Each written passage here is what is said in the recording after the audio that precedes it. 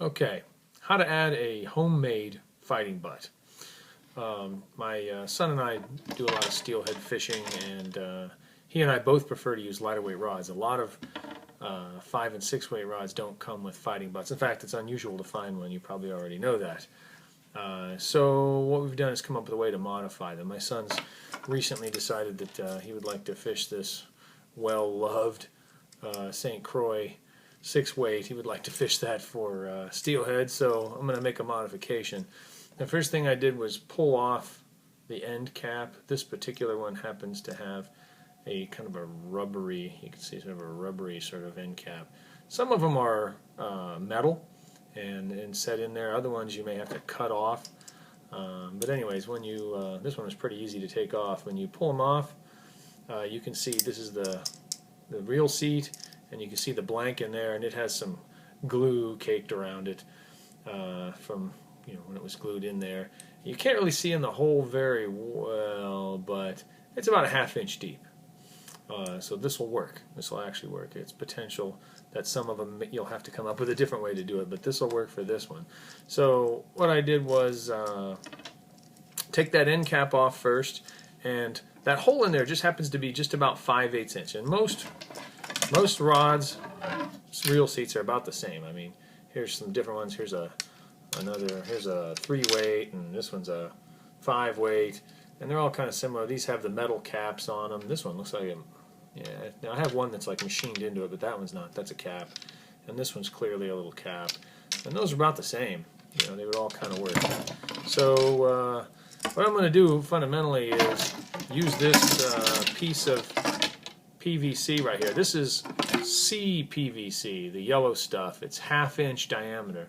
The ½ inch diameter actually refers to the inner diameter, not the outer. The outer diameter is about 5/8, so it's very close to the exact same size as the end of one of these rods.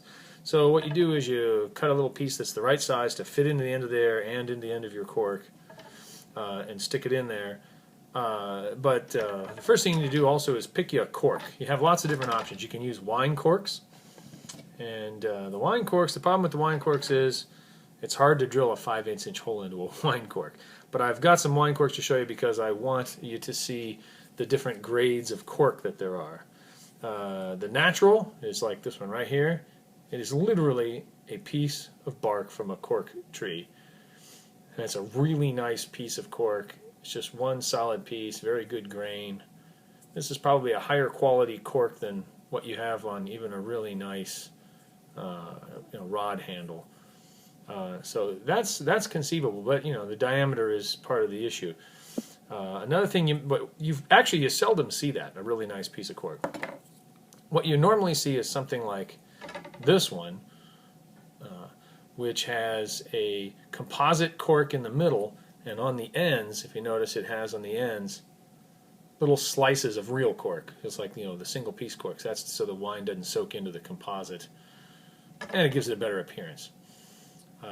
So that's an option too. This is the coarse grade of composite, and it probably is not the best suited for our applications. Other options are, this here is totally synthetic. It looks like a cork, but it's actually just like rubber. It's like really hard rubber. If you could find one of those big enough diameter, maybe out of a champagne bottle, that would suffice.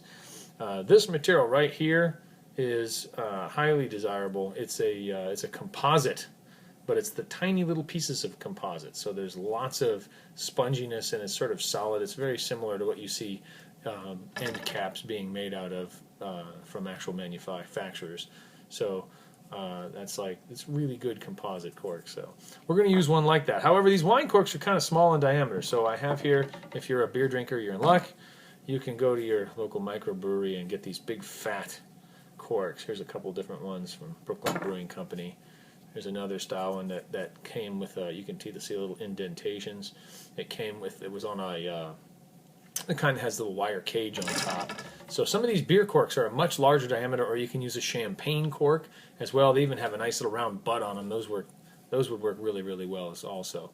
So, but I like these beer corks because they're just the right kind of composite. They're fat. They actually look like that. So what I did was I took a 5/8 inch spade bit, just a standard spade bit, and just very carefully drilled in the center. If you have a drill press, that would work. I didn't use one. I just eyeballed it because there's a point. You just eyeball it, and it just goes right in. You have to pay attention not to come out the other side unless you're okay with that. You could come out the other side and just have this as a sleeve of cork, have this on the end, and put some sort of cap or even stick on a foam butt to cover up the cap so it doesn't look good. It was probably stronger that way, but I simply like the appearance of this. As much as I hillbilly things together, I like to try to make things look really sharp. So this one I drilled down until the point was very nearly coming out the end. So the cork goes in about that far. The handle will go in about that far. So there's going to be some cork sticking above the end that's not grabbed by my new handle adapter. So this 5/8 hole and this piece of PVC, the C PVC, will fit right in there. I'm going to glue that. I'm not going to glue it now because I just want to show you how it goes together. It'll take too long to glue. I'm going to use any kind of epoxy you want, 2-part epoxies. You can fill it up down in there, put quite a bit of it in there, glue one piece on, and let that harden so that there's a big clump of glue down in the bottom holding the cork piece in, as well as on the outside of here. Put the cork on the outside of here, but you want to glue that one together, and then after that's good and set, then you attach it to the end of the rod. But I'll pull it off here to show you how that looks. The PVC, just as it is, this is the unfinished end, doesn't quite fit. It's really close. So all you have to do is shave, if you can see in there. It's like it literally just barely doesn't fit, and potentially it will. I mean, there's a little bit of dried glue inside there. Maybe it would fit on one that you're modifying, but you just sand it down until it fits. But the issue there is you have to be careful, because when you sand it down, you end up sanding mostly right around this front edge, and then when you stick it in, you get it all the way seated in there, you'll notice it maybe just wiggles a little tiny bit. If that happens, cut off maybe 1/8 of an inch and shove it in again, because you want full contact between the surface area of this and the inside of there so that it's really solid. I mean, you're fighting a big fish. You want that there's going to be a lot of pressure on there. It has to be you don't want it a wiggly connection.